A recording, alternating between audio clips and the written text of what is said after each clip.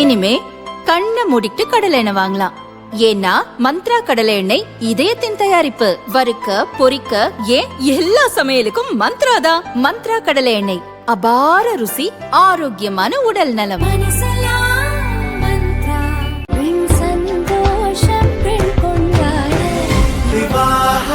மணப்பெண்ணின் பிரத்யேகமான திருமணம் விவாஹா தி சென்னை சில்க்ஸ்.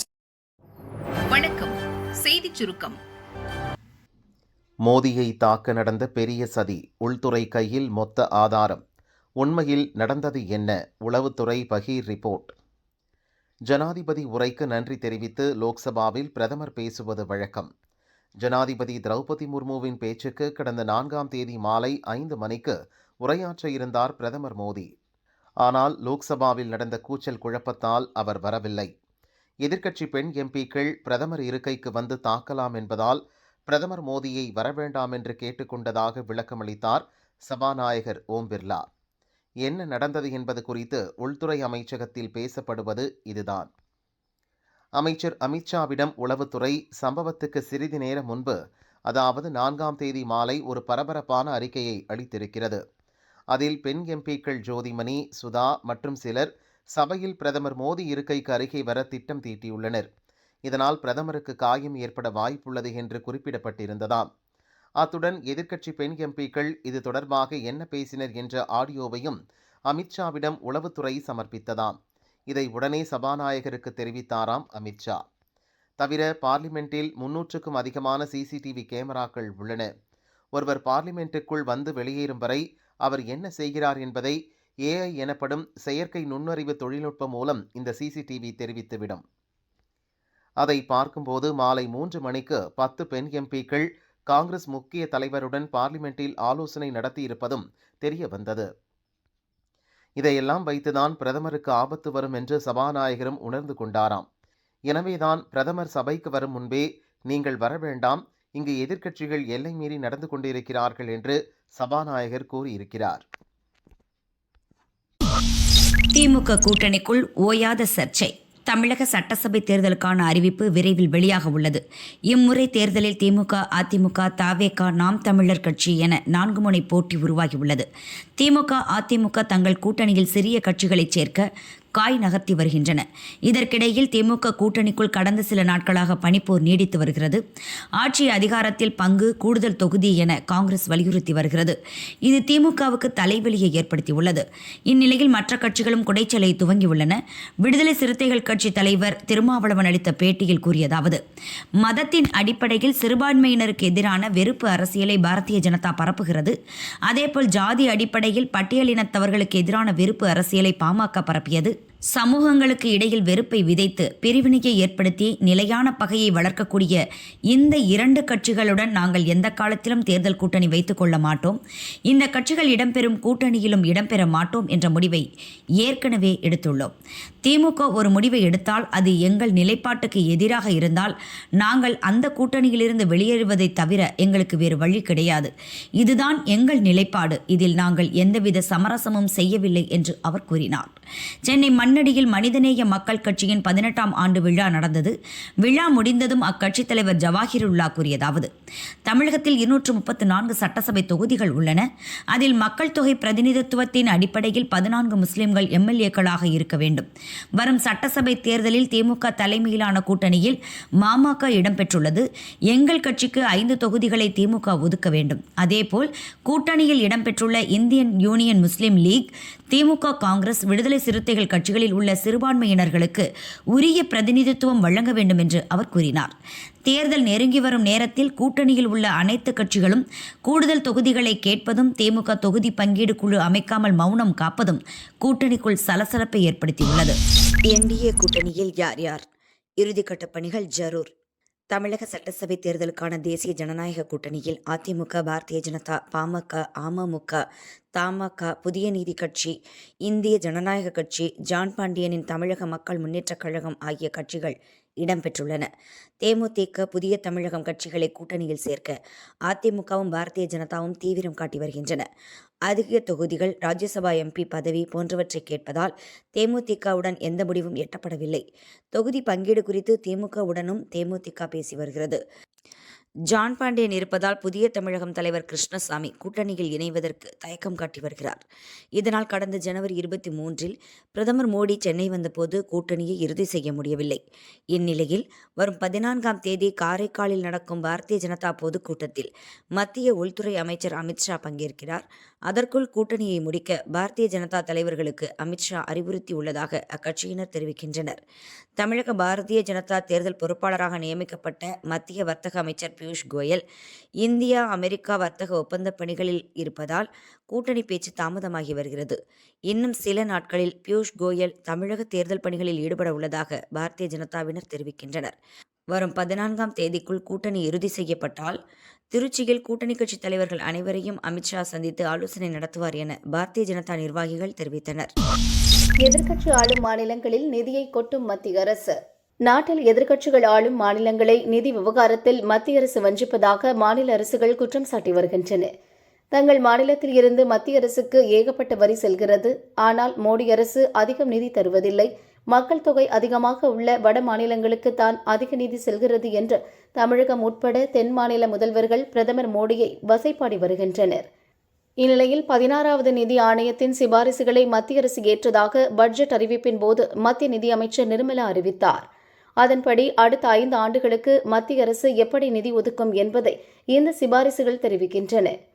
மத்திய அரசுக்கு எந்த மாநிலம் அதிகம் வரி வசூலித்து தருகிறதோ அதற்கு ஏற்றபடி அந்த மாநிலத்துக்கு மத்திய அரசு தொகுப்பில் இருந்து நிதி ஒதுக்கப்படும்.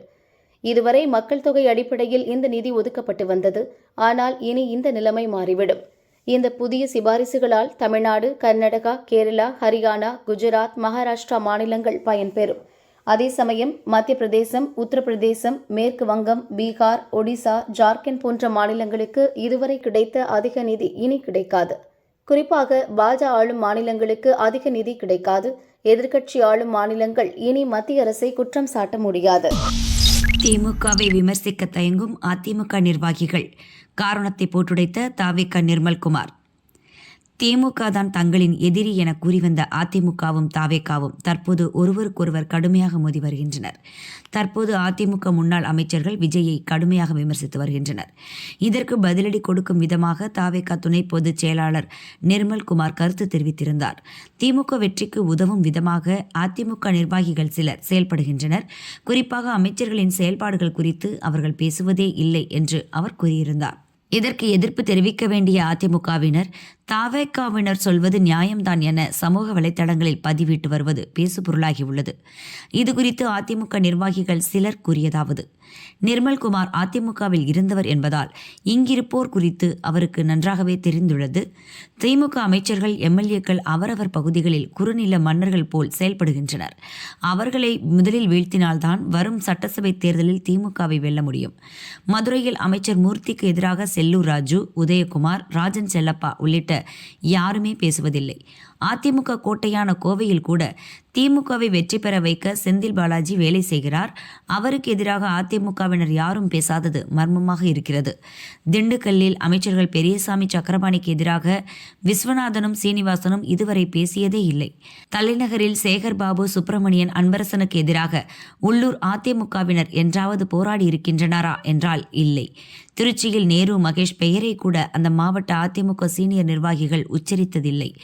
எல்லா மாவட்டங்களிலும் லோக்கல் திமுக புள்ளிகளுடன் ஏதாவது ஒரு வகையில் அதிமுகவினர் சமாதானமாகிவிட்டனர். அவர்களோடு உறவில் இருந்து கொண்டு சொந்த கட்சிக்கே துரோகம் செய்கின்றனர். ஜெயலலிதா இருந்தால் இப்படியெல்லாம் நடக்காது. பிரதான எதிர்க்கட்சியான அதிமுக விமர்சனம் செய்யாததால் தான் திமுக அமைச்சர்கள் மற்றும் எம்எல்ஏக்கள் உள்ளூர்களில் செல்வாக்காக வலம் வருகின்றனர். திமுக ஆட்சி மீது மக்களுக்கு அதிருப்தி இருந்தாலும் உள்ளூர்களில் திமுகவினர் மீதான செல்வாக்கு அதை சரிக்கட்டி விடுகிறது என்று அவர்கள் கூறினர். காங்கிரசுடன் கூட்டணி சேரலாமா? சீமானிடம் ஆலோசித்த விஜய். நாம் தமிழர் கட்சி தலைமை ஒருங்கிணைப்பாளர் சீமான் கூறியதாவது: கடந்த லோக்சபா தேர்தலின் போது எங்களுக்கு சின்னம் ஒதுக்குவதில் தாமதம் ஏற்பட்டதால் திணறினோம். தற்போது விவசாய சின்னம் இருப்பதால் தேர்தல் தேதி அறிவிப்பு வரை காத்திருக்காமல் பணிகளை துவக்கியுள்ளோம். தேர்தலில் பிற கட்சிகள் பெறும் வெற்றிக்கும் நாங்கள் பெறும் வெற்றிக்கும் நிறைய வித்தியாசம் உள்ளது. நாங்கள் மாற்றத்துக்கான பயணத்தை துவக்கியுள்ளோம். இங்கு பல ஆண்டுகளாக கட்சி அரசியல், தேர்தல் அரசியல் என்றுதான் நிலைமை உள்ளது. மக்களுக்கான அரசியல் என்று ஒன்று இல்லவே இல்லை. இதை மாற்றவே நாங்கள் விரும்புகிறோம். அதற்காகத்தான் கூட்டணி இல்லாமல் தொடர்ந்து தனித்து களம் காண்கிறோம். தேர்தல் சமயத்தில் ஒரே நேரத்தில் 2 கட்சிகளுடன் கூட்டணி பேசுவது அருவருக்கத்தக்கது. பேரம் பேசுவது என்பது எந்த மாதிரியான அணுகுமுறை என்பதை இளம் தலைமுறையினர் சிந்திக்க வேண்டும். துவக்கத்தில் விஜய் என்னிடம் பேசும்போது கூட்டணிக்கு காங்கிரஸை சேர்த்துக் கொள்ளலாமா என கேட்டார். அப்போது காங்கிரஸை கூட்டணியில் சேர்த்து கொண்டால் என்ன மாதிரியான அரசியலை உங்களால் பேச முடியும் என கேள்வி எழுப்பினேன் என்று அவர் கூறினார். செய்தியாளர் தாக்கப்பட்ட விவகாரம், இருதரப்பினர் மீது வழக்கு பதிவு. திருச்சி மாவட்டம் லால்குடி தாளக்குடியைச் சேர்ந்தவர் கதிரவன், வயது 45, தனியார் டிவி நிருபராக பணியாற்றுகிறார். இவருடன் கேமராமேன் செபாஸ்டியன், திருநெல்வேலியைச் சேர்ந்த காவிரி மற்றும் நீர்வள பாதுகாப்பு சங்க நிர்வாகி சுடலை கண்ணன், திருச்சி முசிறியைச் சேர்ந்த வழக்கறிஞர் திருமலை ராஜன், இவரது குமாஸ்தா ராஜமாணிக்கம் ஆகியோர் திருச்சி மாவட்டத்திற்கு காரில் வந்தனர். அங்கு ஸ்ரீரங்கம் திமுக எம்எல்ஏ பழனியாண்டியின் மகன் விமலாதித்தன் பெயரில் இயங்கி வரும் கல்குவாரியை ட்ரோன் மூலம் வீடியோ எடுக்க முயன்றார். இதில் எம்எல்ஏ பழனியாண்டி தலைமையில் ஒரு கும்பல் அவர்களை அடித்து உதைத்ததாக கதிரவன் போலீசில் புகார் செய்தார். அதேபோல விமலாதித்தன் அரசு உரிமம் பெற்ற கல்குவாரியை சட்டவிரோதமாக சுடலை கண்ணு உள்ளிட்ட 5 பேர் பணம் கேட்டு மிரட்டி வீடியோ எடுத்ததாகவும் தட்டி கேட்ட குவாரி ஊழியர்களை அடித்ததாகவும் புகார் செய்தார். இதுகுறித்து குளித்தலை போலீசார் விசாரித்தனர். நேற்று முன்தினம் இரவு பழனியாண்டி, விமலாதித்தன் உட்பட 22 பேர் மீது வழக்கு பதிந்துள்ளனர். ஆனால் அதன் வழக்கு விவரங்களை தெரிவிக்க போலீசார் மறுத்துவிட்டனர். விமலாதித்தன் புகாரில் சுடலை கண்ணு, கதிரவன், செபாஸ்டியன், திருமலை ராஜன், ராஜமாணிக்கம் ஆகிய 5 பேர் மீதும் காயம் ஏற்படுத்துதல், மிரட்டி அச்சுறுத்துதல், சட்டவிரோதமாக கூடி வன்முறையில் ஈடுபடுதல், அத்துமீறி நுழைதல் ஆகிய 4 பிரிவுகளில் வழக்கு பதிந்தனர். குளித்தலை டிஎஸ்பி செந்தில்குமார் கூறுகையில், இருதரப்பு மீதும் வழக்கு பதிவு செய்யப்பட்டுள்ளது என்றார். ஆசிய துப்பாக்கிச் சுடுதல் தங்கம் வென்றார் இளவேனில். ஆசிய துப்பாக்கிச் சுடுதல் சாம்பியன்ஷிப் போட்டி டெல்லியில் உள்ள கர்னிசிங் ரேஞ்சில் நடந்து வருகிறது. சீனியர், ஜூனியர், இளையோர் பிரிவில் நடைபெறும் இந்த போட்டியில் 20 நாடுகளைச் சேர்ந்த 311 வீரர் வீராங்கனைகள் பங்கேற்றுள்ளனர். இந்தியா சார்பில் 118 பேர் கலந்து கொண்டுள்ளனர். இதில் நேற்று நடந்த பெண்களுக்கான 10 மீட்டர் ஏர் ரைஃபிள் பந்தயத்தின் இறுதிச் சுற்றில் அபாரமாக செயல்பட்ட தமிழக வீராங்கனை இளவேனில் வாலறிவன் தங்கம் வென்றார். ஜப்பானின் நோபோட்டோ மிசாகி, இந்தியாவின் மேக்னா சஜ்னார் முறையே வெள்ளி, வெண்கலம் வென்றனர்.